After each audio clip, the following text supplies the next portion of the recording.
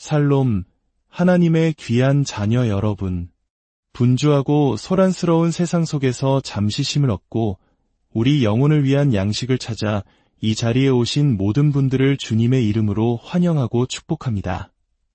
오늘 우리가 함께 나눌 이야기는 어쩌면 우리 모두가 마음 한편에 품고 있던 질문일지도 모릅니다. 바로 신앙심 없는 세상 속에서 어떻게 하나님을 경외하는 삶을 살아갈 수 있을까 하는 것입니다. 오늘의 이야기가 여러분의 마음에 깊은 울림을 준다면 구독과 좋아요를 눌러주십시오. 여러분의 이 작은 나눔이 하나님의 선한 말씀을 더 널리 퍼뜨리는 귀한 씨앗이 될 것입니다. 이 채널을 통해 더 많은 영혼들이 위로와 힘을 얻을 수 있도록 여러분의 기도가 함께하기를 소망합니다.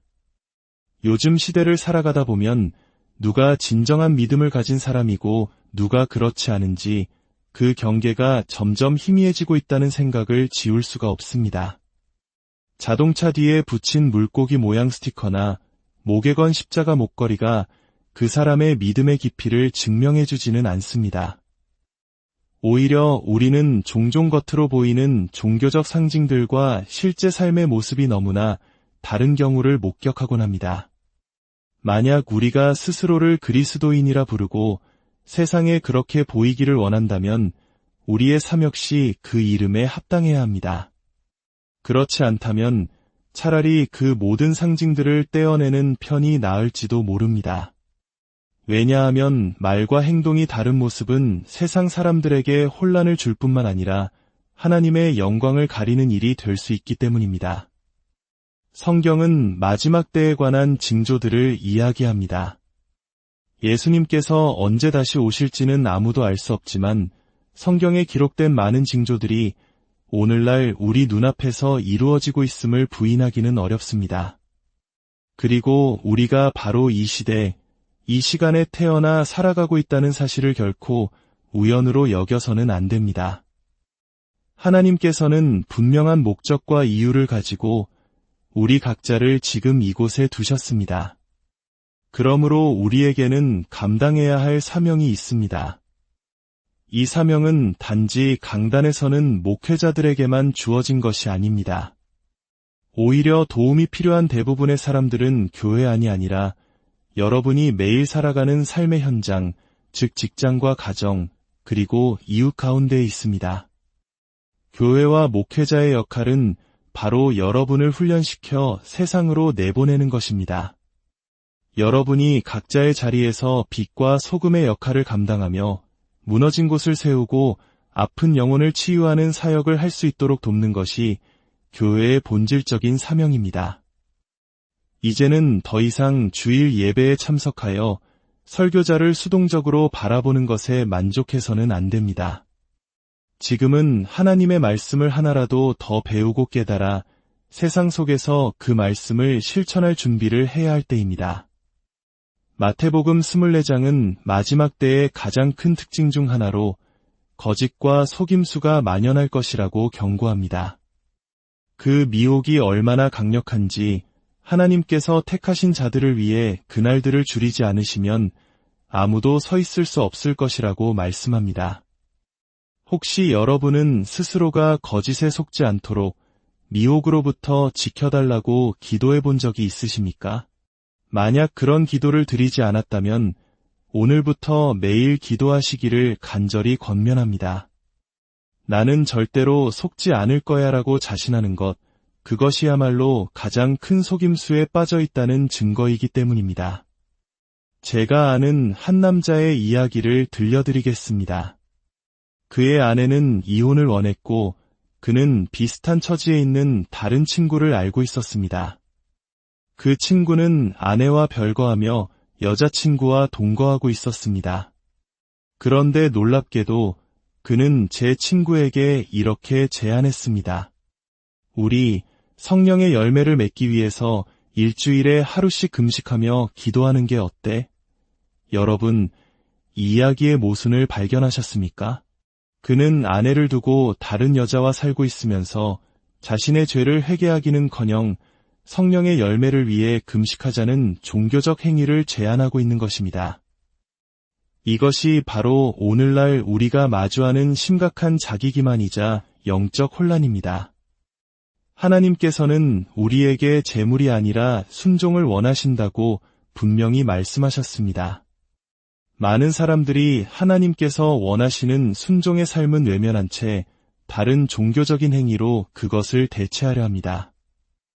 마치 숙제를 하지 않고 선생님께 다른 선물을 드려 무마하려는 어린아이처럼 말입니다. 이사야 시녀덜방에서 이스라엘 백성들은 하나님께 항변합니다. 우리가 금식하는데 어찌하여 주께서는 보지 아니하시며 우리가 마음을 괴롭게 하는데 어찌하여 알아주지 않으십니까? 그러자 하나님께서 대답하십니다. 보라, 너희가 금식하는 날에 너희 자신의 쾌락을 구하며 온갖 힘든 일을 시키는구나. 너희의 금식은 다툼과 싸움을 일으키고 서로를 학대할 뿐이다. 하나님께서는 분명히 말씀하고 계십니다.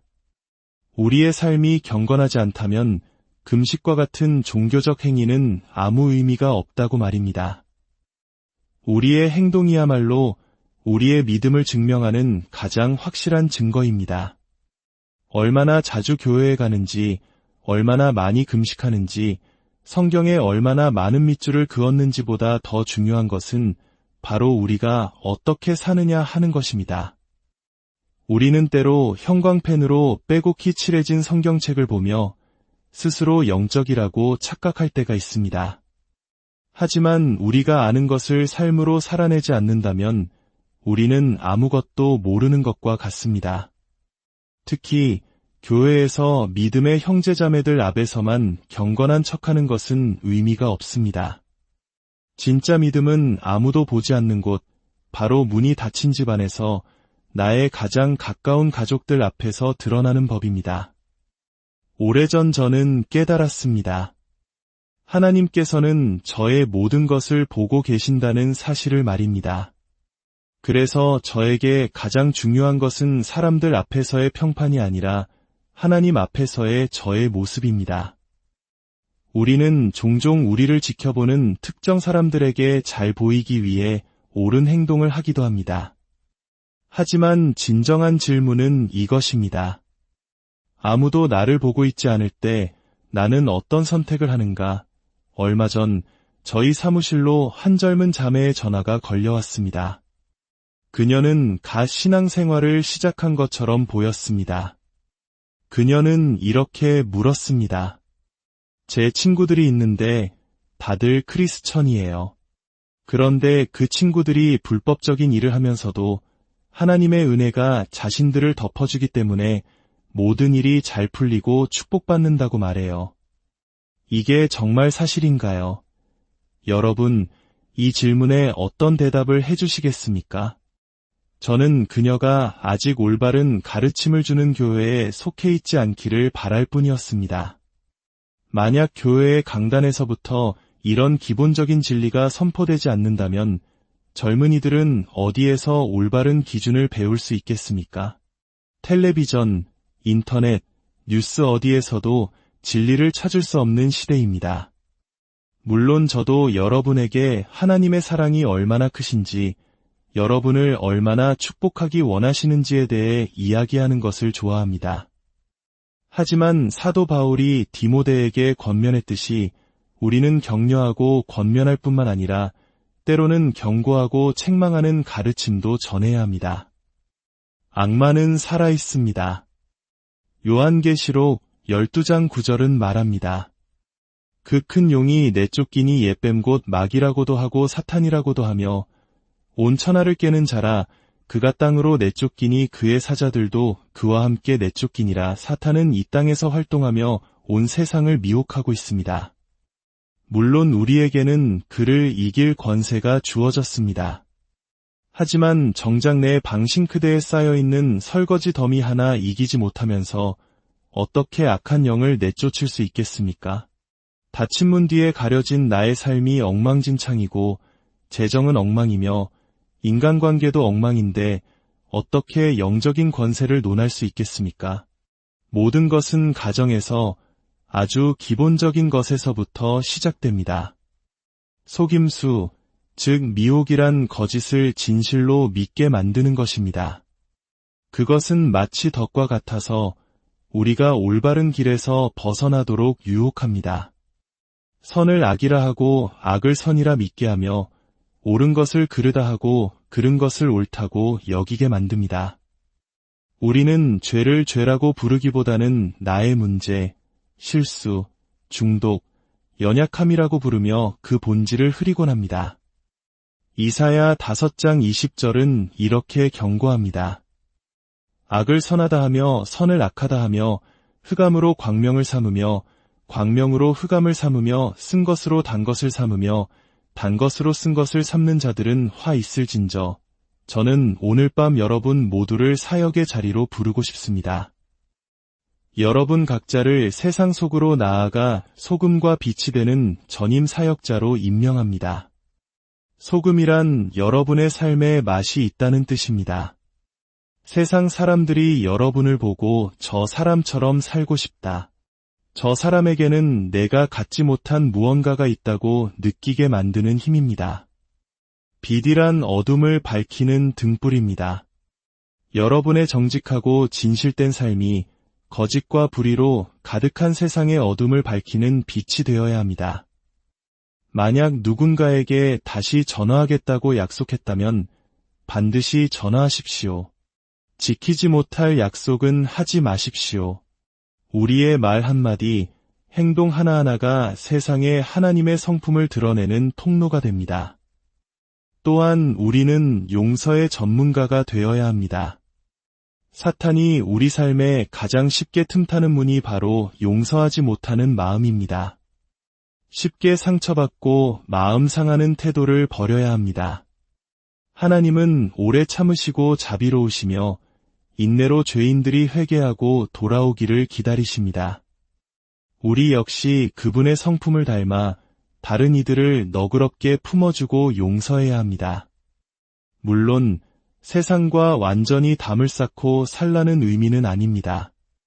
우리는 세상 속에 살되 세상에 물들지 않아야 합니다. 믿지 않는 사람들에게 영향을 주어야지 그들에게 감염되어서는 안 됩니다.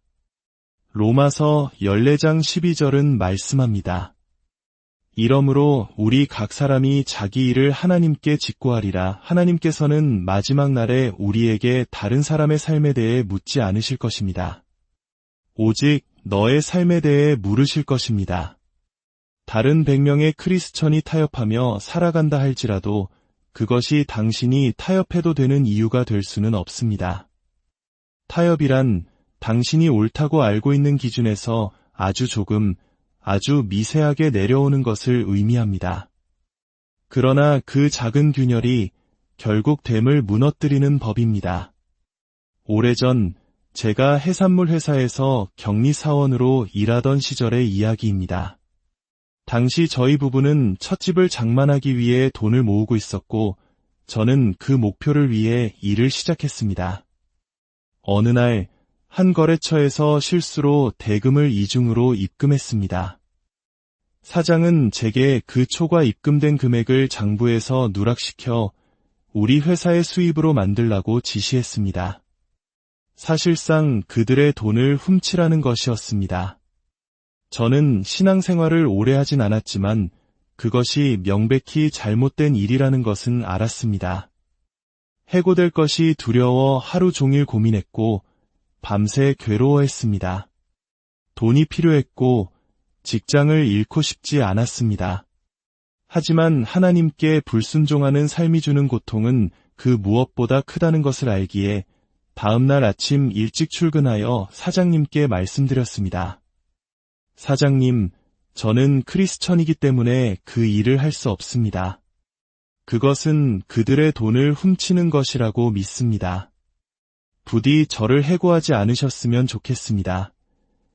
저는 하루 종일 해고 통보를 받을까 봐 가슴을 졸였습니다. 하지만 퇴근 시간이 되었을 때 사장님은 그 거래 명세서를 제 책상 위에 올려놓으며 말했습니다. 그들에게 수표를 보내주게. 여러분, 만약 제가 40년 전 그날 그 작은 시험 앞에서 타협했더라면 오늘 이 자리에서 여러분에게 하나님의 말씀을 전하고 있지 못했을지도 모릅니다. 우리의 삶은 수많은 작은 선택들로 이루어져 있습니다. 그리고 지금 당신이 내리는 작은 결정 하나가 5년 후, 10년 후, 20년 후에 당신의 모습을 결정하게 될 것입니다. 하나님께서는 죄를 용서하시지만 죄에는 반드시 결과가 따릅니다. 하나님께서 자비로 그 결과를 면하게 해주실 때도 있지만 항상 그런 것은 아닙니다. 또 다른 속임수는 바로 합리화입니다. 하나님께서 무언가를 말씀하실 때 그것이 하나님의 뜻이 아닐 것이라고 스스로를 설득하는 것입니다. 제 옷장에 있던 빨간 드레스 이야기가 생각납니다. 저는 그 드레스를 아주 마음에 들어 했지만 어쩐지 입을 기회가 없었습니다. 어느 날 옷장에서 기도하던 중 저희 사역을 돕던 한 자매를 위해 무엇을 할 수 있을지 하나님께 여쭈었습니다. 그러자 마음속에서 저 빨간 드레스를 그녀에게 주어라 라는 음성이 들렸습니다. 저는 즉시 생각했습니다. 이건 하나님의 뜻이 아닐 거야. 아직 한 번도 입지 않은 새 옷인데 저는 제 이성적인 판단으로 그 음성을 무시했습니다. 한 달 후 저는 또다시 옷장에서 기도하다가 같은 음성을 들었습니다. 결국 저는 마지못해 그 드레스를 그녀에게 주었습니다. 그것은 아주 사소한 순종이었습니다. 하지만 그 작은 순종이 제 미래에 영향을 미쳤을까요? 저는 그렇다고 믿습니다. 우리가 하나님의 말씀에 순종할 때 그것은 미래의 축복을 가져옵니다. 불순종은 그 축복의 문을 닫게 합니다. 물론 제가 그 드레스를 주지 않았다고 해서 구원을 잃지는 않았을 것입니다. 우리의 구원은 행위로 얻는 것이 아니기 때문입니다. 하지만 그것은 분명히 제 삶에 임할 하나님의 기름 부음에 영향을 미쳤을 것입니다. 하나님의 기름 부음은 너무나 소중해서 우리는 그것을 지키고 보호해야 합니다. 그것은 당신을 통해 다른 사람들에게 흘러가는 하나님의 능력이기 때문입니다. 진리가 우리를 자유롭게 합니다. 과거에 제가 겪었던 아픔들은 사실입니다. 하지만 진리는 예수님께서 그 모든 상처를 바꾸어 제 대신 화관을, 슬픔 대신 기쁨의 기름을, 근심 대신 찬송의 옷을 주신다는 것이었습니다. 사탄이 과거에 당신에게 무슨 짓을 했든 하나님께서는 그 모든 것을 합력하여 선을 이루실 수 있습니다. 사랑하는 여러분, 이제는 우리가 조금 더 높은 곳을 향해 나아가야 할 때입니다. 오늘 밤 당신의 삶에서 조금 더 높은 수준의 신앙으로 나아가기로 결단하시겠습니까? 우리는 세상 속에 살지만 세상에 속한 자가 아닙니다. 우리는 하나님의 대사로서 세상에 그분의 사랑과 공의를 드러내도록 부름받았습니다. 우리의 행동이 바로 사람들이 보는 유일한 성경이 될 수 있습니다. 사람들이 우리의 행동을 보고 하나님을 알게 됩니다. 하나님께서는 우리에게 완벽을 요구하지 않으십니다. 하지만 그분은 우리가 성장하기를 원하십니다. 여러분은 영적으로 성장하고 있습니까? 아니면 20년 전과 똑같은 문제로 여전히 씨름하고 있습니까? 하나님은 우리를 도우시지만 모든 것을 대신 해주지는 않으십니다. 진정한 회개는 행동의 변화를 동반합니다. 죄를 짓고 나서 단순히 미안해하는 것을 넘어 그 죄에서 돌이켜 다시는 그 길로 가지 않으려는 결단이 필요합니다. 거룩함을 추구하십시오. 히브리서 12장 14절은 말합니다. 모든 사람과 더불어 화평함과 거룩함을 따르라. 이것이 없이는 아무도 주를 보지 못하리라. 여기서 중요한 것은 거룩함에 도달해야 주를 본다는 것이 아니라 거룩함을 추구하는 삶을 살아야 한다는 것입니다. 믿음은 행함으로 증명됩니다. 야고보서는 행함이 없는 믿음은 죽은 것이라고 말합니다. 우리가 진정으로 예수님을 믿는다면 우리의 삶에는 변화의 열매가 맺힐 수밖에 없습니다. 복숭아나무가 나는 복숭아나무다 라고 외치지 않아도 열린 복숭아를 보면 알 수 있듯이 우리의 삶에 맺히는 거룩한 열매들을 통해 세상은 우리가 하나님의 자녀임을 알게 될 것입니다. 오늘 말씀을 듣는 모든 분들의 삶 가운데 하나님의 놀라운 은혜와 평강이 넘치기를 기도합니다. 여러분의 가정과 직장, 그리고 여러분이 발딛는 모든 곳에서 하나님의 살아계심을 증거하는 복된 삶을 사시기를 주님의 이름으로 축복합니다.